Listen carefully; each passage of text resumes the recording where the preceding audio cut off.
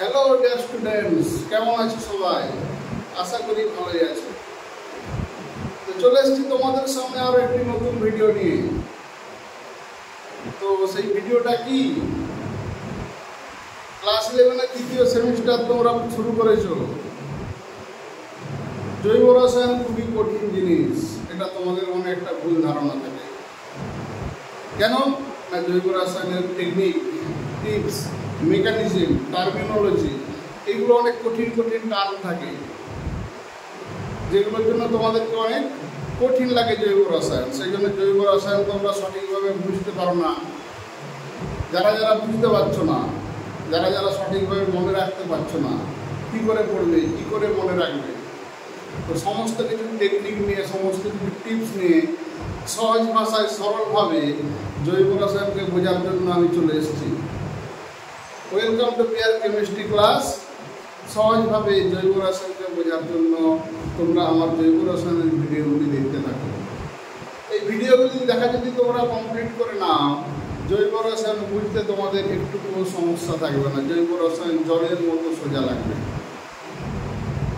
যদি না বুঝতে পারো আমাকে তোমরা বলবে তাহলে, কিন্তু একটি শর্ত, তোমাদেরকে সমস্ত ভিডিও দেখা কমপ্লিট করতে হবে। আমরা প্রত্যেকটা পার্টে জৈব রসায়নের ভিডিও দিতে থাকবো। চ্যাপ্টার অনেক বড়, তো সেই হিসাবে তোমরা সমস্ত চ্যাপ্টারের ভিডিওগুলো ভালো করে ফলো করো। জৈব রসায়নের মধ্যে আর বিন্দুমাত্র তোমাদের সমস্যা থাকবে না, কোনো জড়তা থাকবে না, এইটুকু আমি তোমাদেরকে গ্যারেন্টি দিয়ে বলতে পারি। তো চলো শুরু করি জৈব রসায়ন নিয়ে আলোচনা। মুক্তমূলক বা ফ্রি রেডিক্যাল বলতে আমরা কি বুঝবো? যখন কার্বনের মাথায় ডট ইলেকট্রন তৈরি হবে। এই কার্বনের মাথায় ডট ইলেকট্রন কখন তৈরি হয়? যখন এখানে সুষম বিভাজন ঘটে। আগের দিন আমরা সুষম বিভাজন আর অসম বিভাজন সম্পর্কে পড়েছিলাম। যখন যৌগে সুষম বিভাজন ঘটবে, যেমন একটা উদাহরণ দিই, আর মিথেনের ক্লোরিনেশন সূর্যালোকের উপস্থিতিতে, তাই তো? এখানে CH4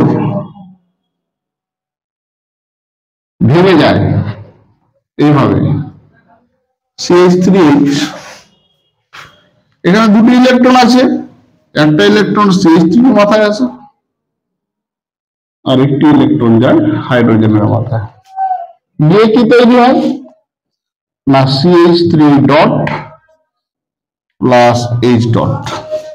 এই যে কার্বনের মাথায় ডট ইলেকট্রন থাকছে, এটাকে আমরা বলবো ফ্রি রেডিক্যাল বা মুক্তমূলক। বেশিরভাগ সূর্যালোক বা এইচনিয়ার উপস্থিতিতে যে বিক্রিয়াগুলো ঘটে, সেইগুলো এই ফ্রি রেডিক্যাল মেকানিজমেই ঘটে, ফ্রি রেডিক্যাল তৈরির মাধ্যমেই ঘটে। তো কার্বনে যদি ফ্রি রেডিক্যাল থাকে, তাহলে কার্বনের গঠন কিরকম হবে? তাহলে কার্বনের যোগ্যতা কত? 4। 4-এর মধ্যে শেষের পি কক্ষে দুটো ইলেকট্রন থাকার জায়গায় একটি থাকবে, তাই তো? কার্বনের যদি আমরা ইলেকট্রন বিন্যাস করি, 2s 2p, এক্সাইটেড স্টেটে এটা একটা, এটা একটা, এটা একটা, এটা একটা, 4টা যোগ্যতা, তাই তো? 4টা যোগ্যতার মধ্যে এরা যখন পূর্ণ করবে, এটা অন্য পরমাণুর সঙ্গে পূর্ণ হবে, এটা অন্য পরমাণুর সঙ্গে যুক্ত হয়ে পূর্ণ হবে, কিন্তু এটা এরকম একটি ইলেকট্রন রয়ে যাবে।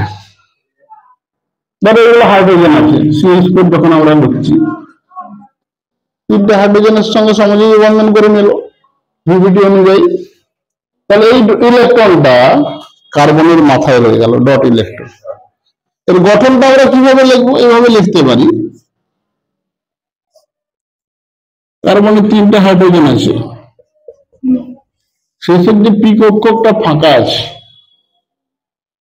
এখানে দুটো ইলেকট্রন থাকার কথা, একটি আছে, তাহলে একটা এখানে ফাঁকাই থাকবে। সেজন্য যেহেতু ইলেকট্রন শর্ট আছে, এটা হবে sp3, সরি sp2 3 বললাম, sp2, কারণ তার এর গঠন দেখো কিরকম, ত্রিকোণীয়। সেই জন্য sp2 সংকরায়ন বিশিষ্ট। কিন্তু এটাই যখন কার্বনের সঙ্গে, কার্বনের ডট ইলেকট্রন আছে, এরকম ভাবে লিখি,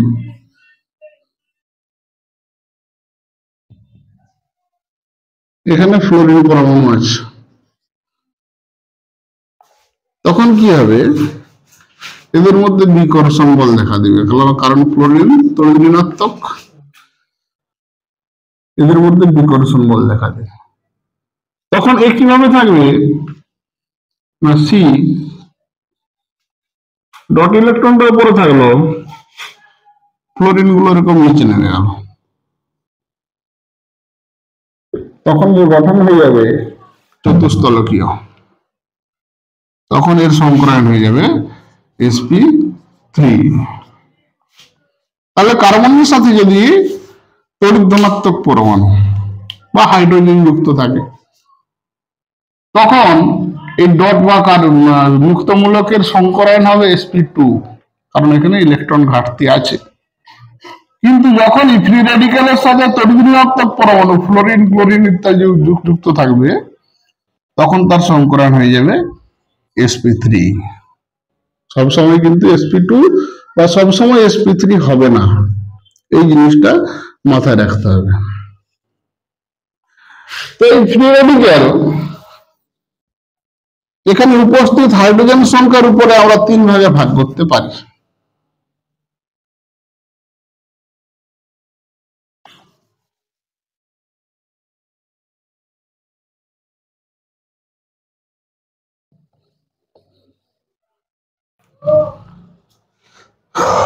ধরো একটা ফ্রি রেডিক্যাল দেখলাম CH3 ডট, এটা একটা, এখানে কার্বনের সঙ্গে 3টে হাইড্রোজেন যুক্ত আছে, তাহলে এটা হয়ে যাবে 1 ডিগ্রি, ঠিক আছে। এবার এখানে CH ডট রাখলাম, বাকি দুটোতে CH3 দিলাম, কার্বনের সাথে একটি হাইড্রোজেন যুক্ত আছে, এটা হয়ে যাবে 2 ডিগ্রি। এবার এখানে C ডট রাখলাম, 3টে CH3 দিলাম, 1টা 2টা 3টা, 3 ডিগ্রি। তাহলে মুক্তমূলক হয় 3 ডিগ্রি, 1 ডিগ্রি, সরি 3 প্রকারের, 1 ডিগ্রি, 2 ডিগ্রি, 3 ডিগ্রি। 4 ডিগ্রি কার্বনের ক্ষেত্রে হয় না, নাইট্রোজেনের ক্ষেত্রে হয়। হ্যাঁ, 1 ডিগ্রি, 2 বা তার বেশি হলে 1 ডিগ্রি। তাহলে CH3 ডট এর গঠনটা আমরা যদি লিখি,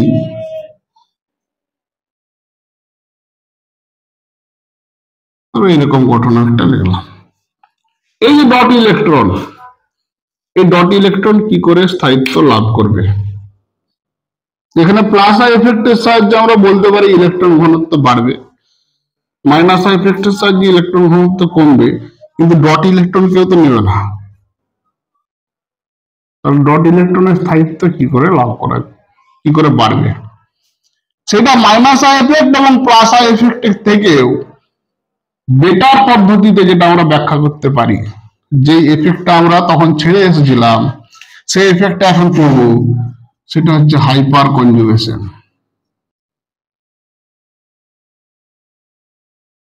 আমরা পড়েছিলাম plus I minus I, plus R minus R, plus M minus M, সেখানে একটা এফেক্ট আমরা ছেড়ে এসেছিলাম, সেটা হচ্ছে হাইপার কনজুগেশন।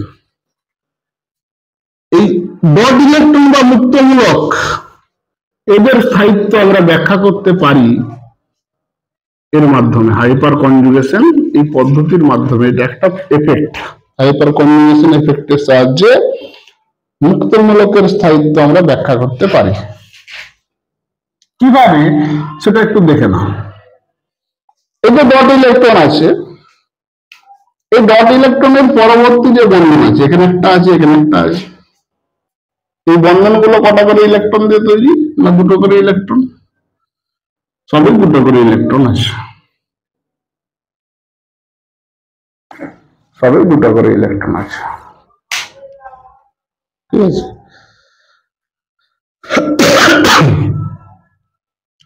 এটা কিভাবে হয়? হাইপার কনজুগেশন জিনিসটা কি? হাইপার কনজুগেশন জিনিসটা হচ্ছে যে ডট ইলেকট্রন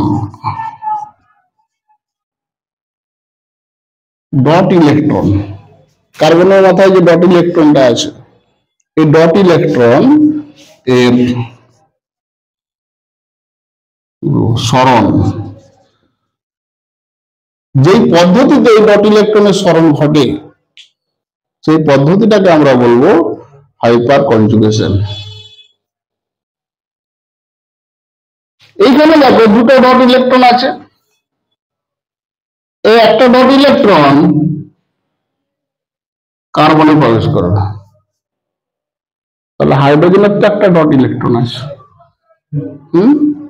তাহলে এই ডট ইলেকট্রন হাইড্রোজেনের মাথায় থাকবে।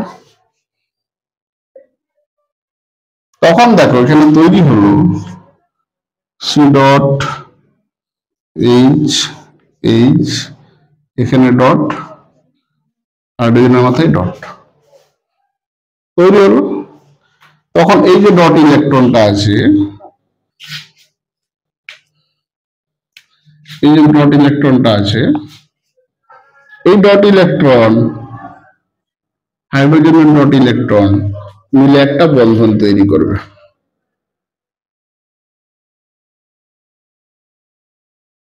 তখন কি তৈরি হবে দেখো, C H H H, dot ইলেকট্রনটা এইখানে চলে এলো, এই ডিরেকশনে বন্ধন ছিল, এই ডিরেকশনে ডট ইলেকট্রন ছিল, ডট ইলেকট্রন হলো এই ডিরেকশনে, বন্ধন চলে গেল এই ডিরেকশনে।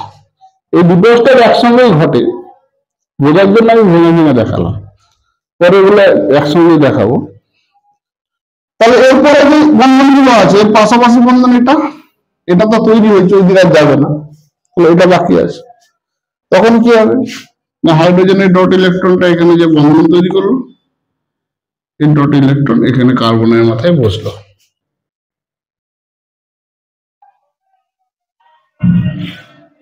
তখন কি তৈরি হলো না, C H H H, dot electron নিচে চলে এলো।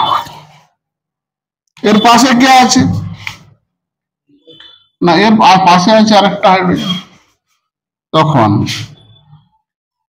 এই ভেঙে ডট ইলেকট্রনে যুক্ত হবে, এই ডট ইলেকট্রনটা কার্বনের মাথায় যুক্ত হবে। তাহলে তখন গিয়ে তৈরি হবে C dot hydrogen hydrogen hydrogen.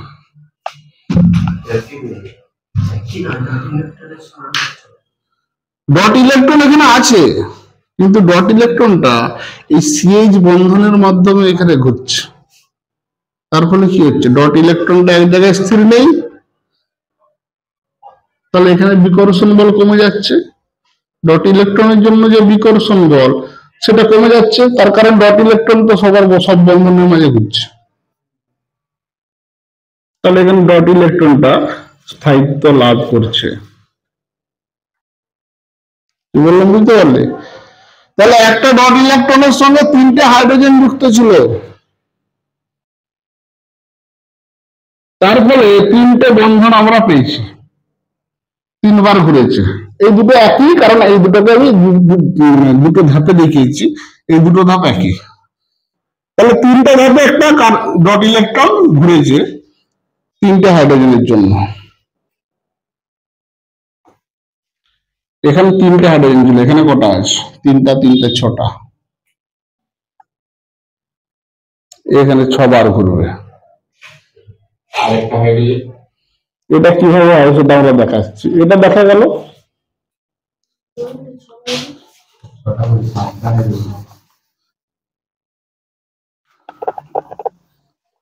এখানে একটা জিনিস খেয়াল রাখতে হবে, হাইপার কনজুগেশনে ডট ইলেকট্রন যে ঘুরবে বা ডট ইলেকট্রনের যে সরণ ঘটবে, সেই ডট ইলেকট্রনের সরণ কিন্তু কার্বন হাইড্রোজেন বন্ধনের মাধ্যমে ঘুরবে। সেই জন্য এখানে ডট ইলেকট্রনে CH3 জায়গায় অন্য কোনো গ্রুপ আমি রিপ্লেস করতে পারবো না। যেখানে কার্বন হাইড্রোজেন বন্ধন থাকবে সেখানে হাইপার কনজুগেশন ঘটবে। এখানেটা একটু আলাদা, দেখো CH ডট CH3, এখানে CH3 টাকে আমি ভেঙে লিখলাম। এই হাইড্রোজেনটা একটা হাইপার কনজুগেশন করবে, সেটা মাইনর, সেটা আমি ছেড়ে দিলাম। এটাতে দেখো কোনটা, হ্যাঁ ওই CH টাও ভাঙতে পারে, হ্যাঁ এটাও ভাঙবে, এটাও যা এটাও দেখি তো। দেখো এখানে দুটো ইলেকট্রন আছে, এই ডট ইলেকট্রন এখানে গেল, এই ডট ইলেকট্রন এখানে গেল, দুটো ইলেকট্রন হলো, এই ডট ইলেকট্রন হাইড্রোজেনের কাছে গেল। পরের ধাপে কি হলো দেখো, CH3CH double bond CH dot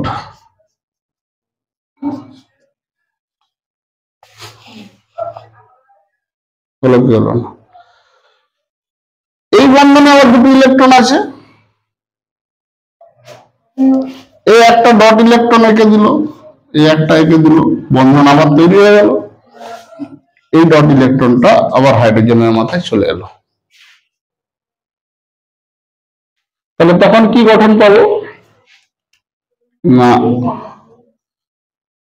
CH3CH দ্বিবন্ধন C, এদিকে H বন্ধন হয়ে গেল, এখানে ডট ইলেকট্রন, এখানে H বন্ধন হয়ে গেল, এখানে তোমার হাইড্রোজেনের মাথায় ডট চলে এলো। ঠিক আছে, এর পরের বন্ধন, এখানে দুটো ইলেকট্রন আছে, একটা হাইড্রোজেনের সাথে গিয়ে বন্ধন তৈরি করলো, আর একটা ডট ইলেকট্রন হাইড্রোজেনের মাথায় প্রবেশ করলো। তাহলে এখানে কি গঠন পাচ্ছি,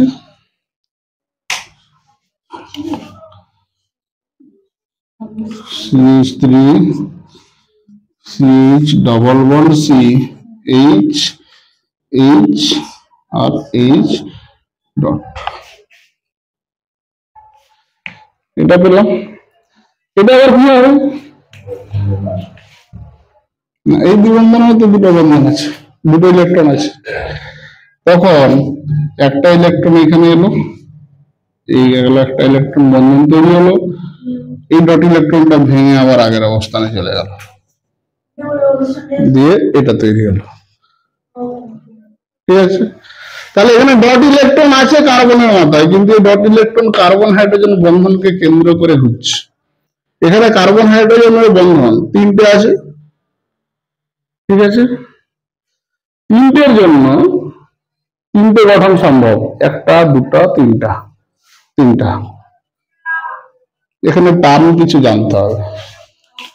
আগে যে আমরা CH3 ডট এই হাইপার কনজুগেশনের গঠনটা আঁকলাম, এটা প্রকৃতপক্ষে হাইপার কনজুগেশনের গঠন নয়। হাইপার কনজুগেশনটা একটু হালকা বোঝানোর জন্য দেখানো হলো, ডট ইলেকট্রন কিভাবে মুভ করছে। প্রকৃত হাইপার কনজুগেশনের গঠন হচ্ছে এগুলো। কনজুগেশন কথাটা এখানে আসছে মানে, তাহলে তোমাকে কনজুগেটেড সিস্টেম তৈরি করতে হবে। এই গঠনে কনজুগেটেড সিস্টেম কিন্তু ছিল না, ছিল কি ছিল না।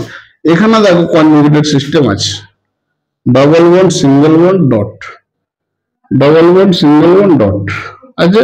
তাহলে এটা কনজুগেটেড সিস্টেম আছে, সেই জন্য এটা কনজুগেটেড কথাটা আসছে, হাইপার কনজুগেশন। তো কনজুগেশন এখানে তৈরি হচ্ছে। এবার কনজুগেশন আমরা রেজোনেন্সে যেরকম কনজুগেশন দেখেছি সেই রকম কনজুগেশন এখানে তৈরি হচ্ছে না, কিন্তু কনজুগেটেড সিস্টেম তৈরি হচ্ছে ডট ইলেকট্রনের মাধ্যমে। তাহলে কনজুগেটেড সিস্টেমের মধ্য দিয়ে যখন ডট ইলেকট্রন মুভ করছে বা ডট ইলেকট্রনের সরণ ঘটছে, তখন এই ডট ইলেকট্রন স্থায়িত্ব লাভ করছে। কি বললাম, জিনিসটা ক্লিয়ার হলো? তো একটা CH3 গ্রুপের জন্য তিনটে হাইপার কনজুগেশনের গঠন পাচ্ছে। এই যে হাইপার কনজুগেশনের গঠন আমরা বললাম, এই গঠনের একটা ইংরেজি নাম আছে, একে বলা হয় hyperconjugative structure. Hyperconjugative structure, হাইপার কনজুগেশনের ফলে যে গঠন তৈরি হচ্ছে, বা তোমরা বাংলায় হাইপার কনজুগেশন গঠন বলতে পারো, ইংরেজিতে হলো হাইপার কনজুগেটিভ স্ট্রাকচার। একটা CH3 এর জন্য 3টে গঠন আমরা পাচ্ছি, তাহলে দুটো CH3 এর জন্য কটা গঠন পাবো? 3 দুগুণে 6টা। 3টে CH3 এর জন্য 9টা। তাহলে এখানে যে ডটটা লিখেছিলাম, এটা প্রকৃতপক্ষে এখানে কোনো হাইপার কনজুগেশনের গঠন আমরা পাবো না। এটা তখনই পাবো, এটাকে যখন আমরা কনজুগেটেড সিস্টেমে লিখবো CH3 CH2 ডট, তবে এখানে কনজুগেশন আসবে double bond single bond dot. তাহলে এটাকে যদি আমরা 1 ডিগ্রি বলি, এটা 2 ডিগ্রি বলি, এটা 3 ডিগ্রি বলি, 3 ডিগ্রি কারণে তোমার মুক্ত মূলকে বেশি হাইপার কনজুগেটিভ স্ট্রাকচার পাওয়া যাবে। 3টা, 3 6টা, 3 9টা। 2 ডিগ্রিতে ওটা পাওয়া যাবে 3টা, 3 6টা। 1 ডিগ্রিতে পাওয়া যাবে 3টা। তাহলে যত বেশি হাইপার কনজুগেটিভ স্ট্রাকচার পাওয়া যাবে, ডট ইলেকট্রনটা তত বেশি সরণ ঘটবে, তত বেশি পরমাণুগুলোর মধ্যে ভাগ হবে, তত বেশি সে স্থায়িত্ব লাভ করবে। তাহলে হাইপার কনজুগেটিভ স্ট্রাকচার যত বেশি হবে, ডট ইলেকট্রন তত বেশি স্থায়িত্ব লাভ করবে। সেই জন্য মুক্তমূলকের স্থায়িত্বের ক্রম যদি আমরা লিখব 3 degree greater than 2 degree greater than 1 degree. অর্থাৎ যেখানে কনজুগেশনের CH3 গ্রুপের সংখ্যা বেশি, সেখানে হাইপার কনজুগেশন বেশি হবে। এই জিনিসটা মাথায় রাখতে হবে। হাইপার কনজুগেশন যে হবে সেটা তোমাকে বুঝতে হবে যে কাদের মধ্যে হবে। যেমন ধরো একটা, আচ্ছা এটা বোঝা গেল, স্থায়িত্বটা বোঝা গেল না? বুঝতে পারলে? বোঝা গেছে? তাহলে তোমাকে ক্লোরিন পরমাণু দিয়ে দিল বা ওই দিয়ে দিল, ওদের মধ্যে কিন্তু হাইপার কনজুগেশন হবে না। হাইপার কনজুগেশন ঘটবে শুধুমাত্র অ্যালকিল গ্রুপের মধ্যে, অ্যালকিল আর গ্রুপের সঙ্গে, অন্য কোনো গ্রুপের সঙ্গে হাইপার কনজুগেশন ঘটবে না। সেজন্য শুধুমাত্র এটা আর গ্রুপের ক্ষেত্রেই প্রযোজ্য,